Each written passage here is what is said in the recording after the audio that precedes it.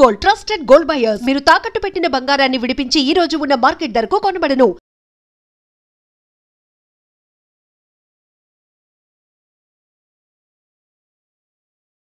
మీరు సాహిత్యంతో మీ ప్రయాణం, సాహిత్యంలో మీ ప్రవేశం ఎలా ప్రభావితం అయ్యారని చెప్పావు బాబాయ్. అసలు నాటక రంగం వైపుకి ప్రయాణం ఎలా జరిగింది, దానికి ప్రభావితం, దాన్ని మిమ్మల్ని ప్రభావితం చేసిన పాయింట్స్ ఏంటి? అదే అవసరార్థం అద్దెకొంప రాశాను, అది అయిపోయింది. గురువుగారితో నాటకాలు. అవసరార్థం అంటే అద్దెకొంప అని మన కాలేజీలో నాటకాలు రాయమన్నారు, నాటకాల పోటీ కోసం రాశావు. అప్పుడు అయితే జంజాల్ది లేదా ఆది విష్ణు లేదా అతిల్ కృష్ణ, నాకు అక్కడ దాకా లేదు. అవును, ఇక్కడ వాళ్ళు కదా. అవును, ఇంకా ఏముందిలే మా ఎక్స్పీరియన్స్తో నేను రాసేసాను. అది ఉత్తమ. తర్వాత అదే రాళ్లపల్లి గారి పరిచయం, అదే అక్కడి నుంచి అయిన తర్వాత రాళ్లపల్లి గారు సినిమాకి రంగానికి వెళ్ళిపోయాక మా పరిస్థితి ఏమిటి? మురళీ కళా నిలయం రాళ్లపల్లి గారు పెట్టింది, ఆదర్శ యువభారతి, మన నంమూరి వీరన్నాథ్, దేశరాజ హనుమంతరావు, వీళ్ళందరూ ఉత్తమ ప్రదర్శనలు తీసుకుంటుంటే మా రవీంద్ర భారతి మెట్ల మీద కూర్చుని ఏడ్చేవాళ్ళం. మా గురువు గారు వెళ్ళిపోయాడు, రాసేవాళ్ళు లేడు.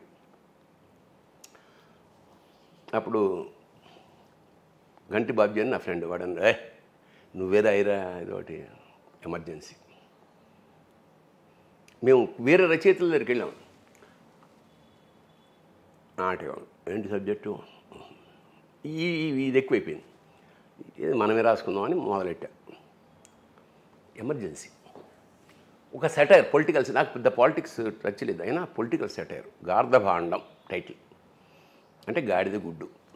సోషలిజం ఇక్కడ గాడిద గుడ్డు లాంటిది అని. ఒక రాజు, ఒక మంత్రి, ఇట్లా దేశ రాజకీయ వ్యవస్థని రాజుల మీద ఆపాదించి నాటిక రాశాక మరి ఎవరు డైరెక్ట్ చేస్తుంది దీన్ని? తల్లావజల సుందరం నా ఫ్రెండు, నేను అమృతవాళ్ళలో పనిచేసా ఉన్నప్పుడు క్రిస్టియన్ కమ్యూనికేషన్ సెంటర్. అవును, ఇక్కడే మన మోండా దగ్గర కదా. అవును, మనోహర్ టాకీస్ పక్కన. మనోహర్ టాకీస్ పక్కన. అవును, వచ్చాడు సాయంత్రం. అతను ఆల్రెడీ పాపులర్ రంగస్థల దర్శకుడు. తల్లావజల. అవును,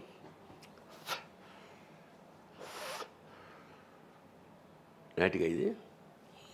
అవునా? ఏంట్రా బాబు ఇలా, ఇది ఏంట్రా అంటే 15 పేజీలు లేదు నాటికంటే, అది రాయి మళ్ళా. అమ్మా వాడు కూడా ఇదేంట్రా అంటే, సరే మొత్తానికి మళ్ళా రిహార్సల్స్. ఒక అందరూ బ్లాక్ డ్రెస్సే, అంటే దాని అన్ని ఇప్పుడు జనరల్గా కలర్స్ ఎలా ఉంటాయి? విలన్కి నలుపు, హీరోకి తెలుపు, విప్లవుడికి ఎరుపు, ఏమేం లేవు, అందరికీ నల్ల డ్రెస్సే డిజైన్ చేసాం.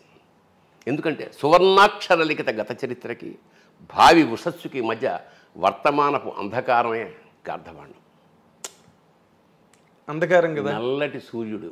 ఆ దేశంలో అన్నీ నల్లగానే ఉంటాయి. అది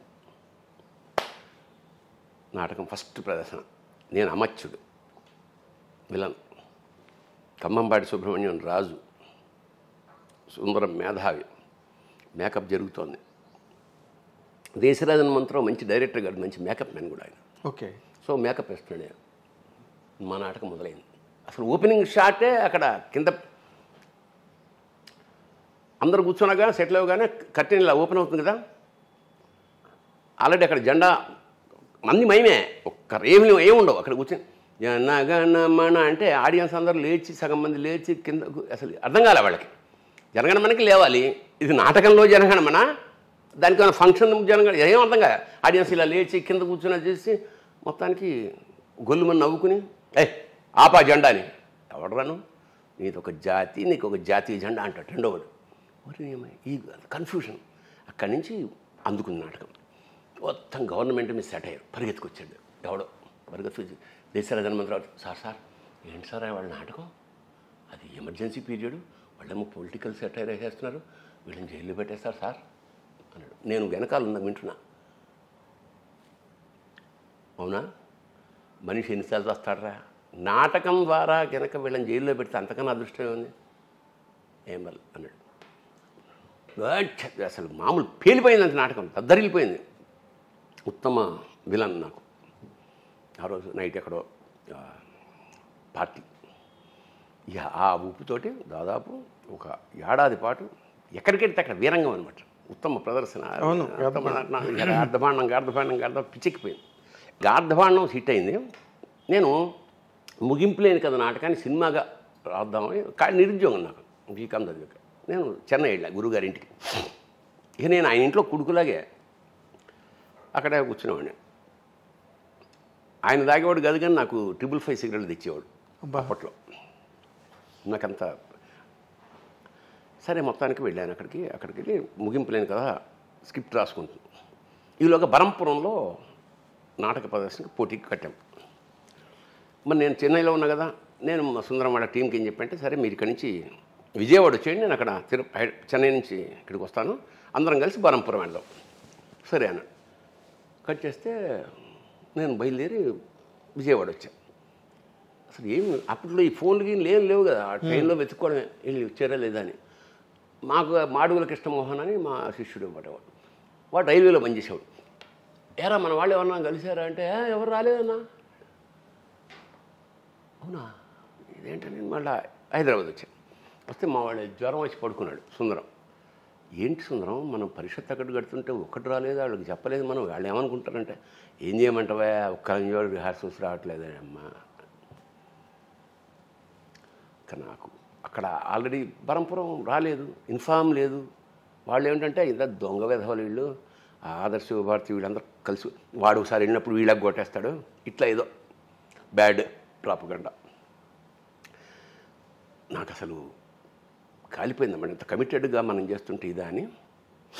సరే మళ్ళీ చెన్నై వెళ్ళిపోయాయి వెంటనే 2-3 రోజులు.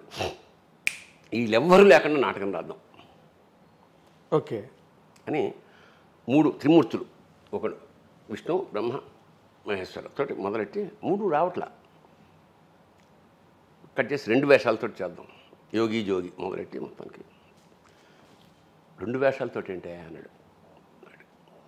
రివైజ్ రాసేసి తయారు చేశాను. నేను సుందరం అంతే, ఇంకెవరు లేడు ఆర్టిస్ట్. అంటే ఇంక తక్కువలతో బెడద లేకుండా అసలు ఎవరు ఉండకూడదు, డైరెక్టరు రైటరు ఇద్దరం ఆర్టిస్టులు. అదే మరి లలిత కళా సమితి రైల్వేస్ ఫస్ట్ ప్రదర్శన, ఉత్తమ experimental play, best experimental play first.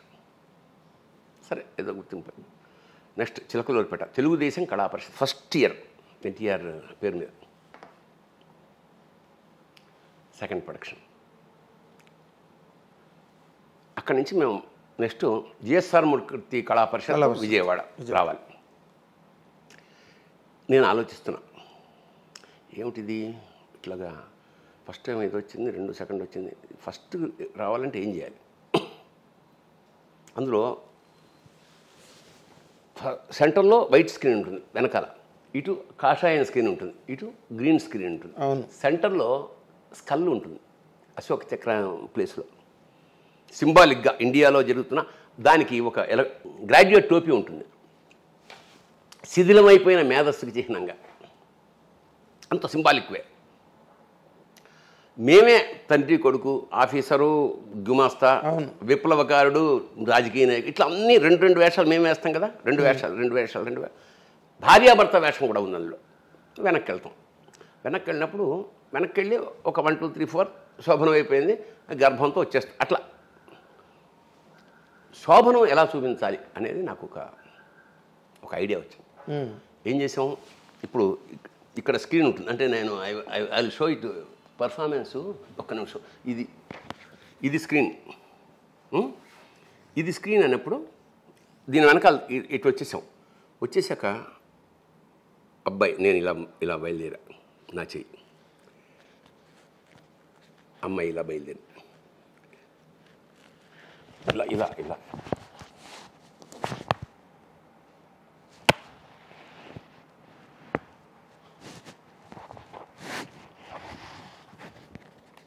2 చేతులతోటి శృంగారం డిజైన్ చేసి చెప్పా, ఇట్లా ఉంటుంది. ఏమైనా ఇది క్లోజప్ పెట్టి కెమెరా కాదు కదా అన్నాడు సుందరం. ట్రై చేద్దాం. వెళ్ళి 2 చేతులు ఇలా పెట్టి ఇలా వెళ్ళి ఇలా అలా వెళ్తున్నప్పుడు అలా మళ్ళీ అమ్మాయిని పట్టుకుంటా సిగ్గుతూ.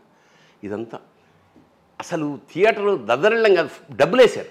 అవును, నాకు గుర్తు. రంగస్థలం మీద డబ్బులు వేశారు. వెంటనే సెకండ్ ఇచ్చాడు. వండర్ఫుల్. ఇక అలాగే విజృంభణ. ఇంకా ఎక్కడికి వెళ్ళాం, కలకత్తా దాకా వెళ్ళిపోయాం. మొత్తం అన్ని చోట్ల దాదాపు 2 నెలల్లో మా ఇన్కమ్ 33,000 ఆ రోజుల్లో. 33,000. మేము ఈ మన అంటే ఖర్చు వెచ్చాలన్నీ అన్ని పోను, వేలలో ప్రైజులు అన్నీ వాళ్ళే కదా, ఫుడ్ వాళ్ళే పెడతారు. రుణాలు ఇస్తే మా ట్యాక్సీలో వెళ్ళేవాళ్ళం మేము. ఒక మధ్యతరగతి లోయర్ మిడిల్ క్లాస్ నాటకం నుంచి సూపర్ హిట్. మేము పెడితే చాలామంది స్కూళ్ళకి ఇస్తారు కదా, స్కూళ్ళలో ఇచ్చేవారు కదా, మాకు పక్కకు పిలిచి మీకు లాడ్జ్లో బుక్ చేసాం సార్. సక్సెస్. స్టార్స్ అయిపోయారు మీరు. ఎంత స్టార్డమ్ అంటే నాకు బాగా మన చీరాల పరిషత్లో మాది 4వ నాటిక. కన్నిమళ్ళ కమలనాభుడు జడ్జి. ఆయన వచ్చి, భరణి మీరు 3వ నాటకం కనుక మీరు వేస్తే బళ్ళు కట్టుకొచ్చారు అందరూ, ఊళ్ళ నుంచి అందరూ వెళ్ళిపోతారు. మీది 6వ నాటిక, పొద్దున్న 4ంటికి వస్తుంది మీకు. నా రూమ్లో పడుకోండి అంటే మేము వెళ్ళి 3:30 లేచి స్నానాలు చేసి ఫ్రెష్గా 4:30కి ఎక్కి 5:30 దాకా ఉత్తమ ప్రదర్శన. కలకత్తా మేము వెళ్ళాం. కలకత్తా తెలుగు ఆంధ్ర మహాసభ లాస్ట్. అది అయ్యాక మేము రావాలి.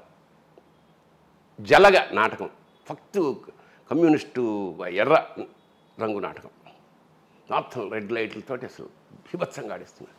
జనం ఉత్కంఠ, తప్పట్లో ఏళ్ళు. మేము డల్ అయిపోయాం. మనీ అమ్మ ఇదేంటి రాబు, మొత్తం ఏళ్ళు అసలు. మా నాటకం ఆ నాటకం తర్వాత ఇంకో నాటకం, ఆ తర్వాత మా నాటకం లాస్ట్ది. మేము అందుకని పైగా మాకు గడ్డం లాల్చలేదు, జీరో, మేకప్ ఏం లేదు. సరే నాటకం అయిపోయింది. డైరెక్టర్ బయటకు వచ్చాడు. మొత్తం జనం మూగిపోతున్నారు వాడి చుట్టూ. సార్ ఏంటి సార్ ఇది, ఏంటి సార్ అంటే బెట్టోను జాయబ్ సేనా అని నృత్యరత్నావళి మిక్స్ చేశాను అని అంటున్నాడు. అప్పుడు నేను పీజీ డిప్లొమా చదువుతున్నాను. మాకు తెలుసు ఏమిటో బెట్రోల్ భట్ ఎవరో, ఎలినేషన్ థియరీ ఏమిటో. నృత్యరత్నావళి కాదు, నృత్యరత్నావళి జాయబ్ సేనా అని. ఎగ్జాక్ట్లీ అది మాకు తెలుసు. ఎప్పుడైతే నృత్యరత్నావళి అన్నాడో దొరికాడు మాకు. వీడికి అంత హాఫ్ నాలెడ్జ్గా వీడు. సరే చూద్దాం, కట్ చేస్తే ఆ నాటకం. తర్వాత వేరే నాటకం మేము ప్రిపేర్ అయ్యి రెడీ అంటే వెళ్ళిపోయాం. మాకల్లా ఈ చేపలు పట్టుకునే వైర్ ఉంటుంది, అది స్కల్కి కట్టాలి ట్రాన్స్పరెంట్గా, అదొక్కటే కట్టడం. ప్రొడక్షన్ వైట్ కాషాయం ఆ గొడ్డలు చుట్టేసి పెట్టేసాం. అవును, ఆడా. ఉత్తమ ప్రదర్శన కుక్కరొకో, ఉత్తమ ద్వితీయ ప్రదర్శన జలగ, ఉత్తమ నటుడు కుక్కరొకో, ఉత్తమ దర్శకుడు కుక్కరొకో, ఉత్తమ రచన కుక్కరొకో, ఉత్తమ సహాయ నటుడు కుక్కరొకో. ఇంత వెండి కప్పు అసలు పిచ్చికిపోయింది. అయిపోయింది. వచ్చి మాకు ఈ లాడ్జిలాగా ఇస్తారు కదా స్కూల్స్ ఏవో, స్కూల్లో కూర్చుని ఎంజాయ్ చేస్తున్నాం. ఇక్కడ వాడు సిగరెట్ కాలుస్తున్నాడు సుందరం. ప్లస్ అయిపోయింది. మాట్లాడుతుంటే ఈ డైరెక్టర్ దూరంగా అటు పెడుతున్నాడు అనమాట. వీడు సముడు ఒక్క నిమిషం అన్నాడు. అప్పుడు ముందంతా మమ్మల్ని చాలా నా కొడుకులు అన్నట్టు చూశాడు కదా. వాడు ఆ రావడాన్ని నేను అబ్స్ట్రాక్ట్గా ఊహించుకుంటే ముక్కలు ముక్కలుగా తెగిపోయి వచ్చి ఇక్కడికి వచ్చాడనమాట. ఎస్ బ్రదర్ అగ్గిపెట్టి ఉందా అని అడిగాడు. లేదు నాకు అలవాట్లేదు సార్. నేను వద్దు సుందు వద్దు ఏమన్నా అంటున్నాను నేను.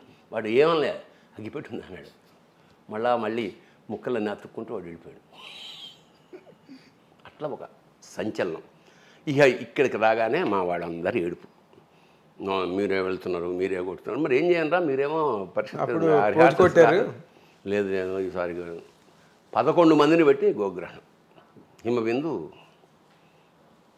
ఇంకా అక్కడ చిన్న విషయం. ఇంకా ఎక్కడికి వెళ్ళాము, ఇక్కడికి వెళ్ళినా అసలు రేంజ్ వేరే. చెన్నమల్లేశ్వర అమలాపురం పరిషత్. ఇప్పుడు అది కూడా ఎప్పుడు సెకండ్ ప్రైజే వస్తుంది. 4-5 ప్రదర్శనలు వేసిన. భోజనం చేస్తున్నాను, అందులో డైలాగ్ అంటే అమ్మ మమ్మల్ని క్షమించు. చివరికి ఆ అమ్మాయి హింస పెడుతుంటే ఆ గోగ్రహణం అనే పేరు ఏమిటంటే ఒక స్త్రీ యొక్క మొత్తం పరిణామక్రమం. అదే లాస్ట్కి అమ్మమ్మ సూత్రుడు అంటాడు, అమ్మ మమ్మల్ని క్షమించు తల్లి, మీకు ఏమాత్రం చేయుతున్న మా జాతి నపుంసకత్వాన్ని క్షమించు, ఇట్లా ఏదో డైలాగు. భోజనం చేస్తున్నప్పుడు టక్కన ఒకటి వెలిగింది. ఇప్పుడు దాకా క్షమించి అంటున్నాం కదా, క్షమించకు అంటే ఎట్లా ఉంటుంది అని శాలువ, ఎర్ర శాలువ తీసి గో మీద వేసి, అమ్మ మమ్మల్ని క్షమించకు, నీకేమాత్రం చేయూతనివ్వలేని మా జాతి నపుంసకత్వాన్ని క్షమించకు. క్షమించు అని ముందు ఉండేది, క్షమించకు అనగానే అసలు అయ్యగిరి నందిని అది చింపేస్తా. ఉత్తమ ప్రదర్శన, ఉత్తమ నటది హిమబిందు. ఎందుకంటే అప్పటికి వైజాగ్ విజయలక్ష్మి నాటకాల వరకు సావిత్రి. అవును, రైనింగ్ సుప్రీం ఒకటే. అసలు ఆవిడ వస్తే మిగతా వాళ్ళందరూ డైలాగ్ కూడా అంత అద్భుతంగా చెప్తున్నాడు. విజయలక్ష్మి మీద ఉత్తమ ప్రదర్శన, హిమబిందు బెస్ట్ యాక్ట్రెస్. అసలు దానికి జ్వరం, ఏడుపులు 104 వచ్చేసింది ఇంకా ఆ ప్రైజ్ అందుకున్నాక. అంటే అసలు చంద్రయాన్ అంతే. అదే ఆ రంగంలో ఉన్న వాళ్ళకి ఆ వాల్యూ తెలుస్తుంది. విజయలక్ష్మి మీద కొట్టేశారు అనేటప్పటికి ఇది అవుట్. అట్లా ఒక సామ్రాజ్యం. ఎక్స్పెరిమెంటల్ థియేటర్లో మీరు ఆ రోజున పేపర్లోనే మీ గురించి రాస్తున్నారు. ఇప్పుడు అంటే ఇప్పుడులాగా మనకి టెలివిజన్ మీడియా గట్రా ఆ రోజు లేవు కాబట్టి సరిపోయింది. కానీ ఇక్కడి నుంచి సినిమాల్లోకి రావడం అన్నదే బేసిక్గా. నేను రాసిన చల్చల్గుర్రం కామెడీ నాటకం చూసి ఓ ప్రొడ్యూసర్ దామరాజు హనుమంతరావు గారు నన్ను కంచుగా వచ్చిన సినిమాకి తీసుకెళ్ళాడు.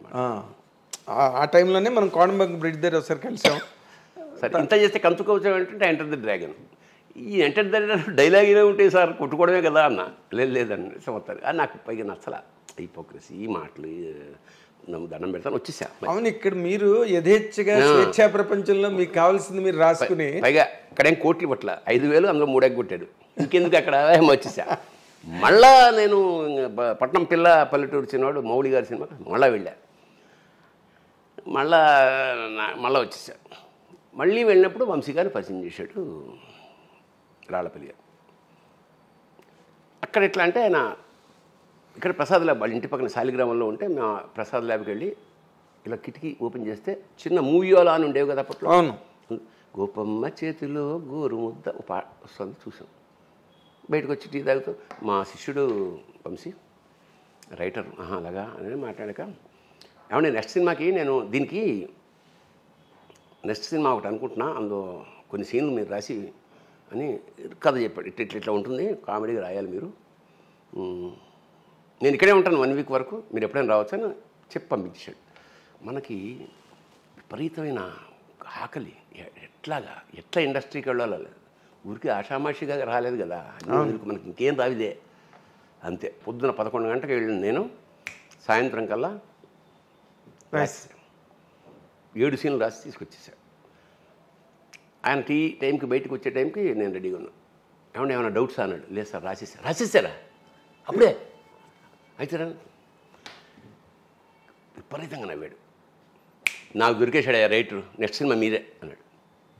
అది లేడీస్ టైలర్. ఇంకా వెనక్కి చూసుకోలేదు. లేడీస్ టైలర్ తర్వాత మళ్ళీ మీ ట్రావెల్ వంశీ కనకమహాలక్ష్మి రికార్డింగ్, కనకమహాలక్ష్మి అని ఒక 6 సినిమాలు.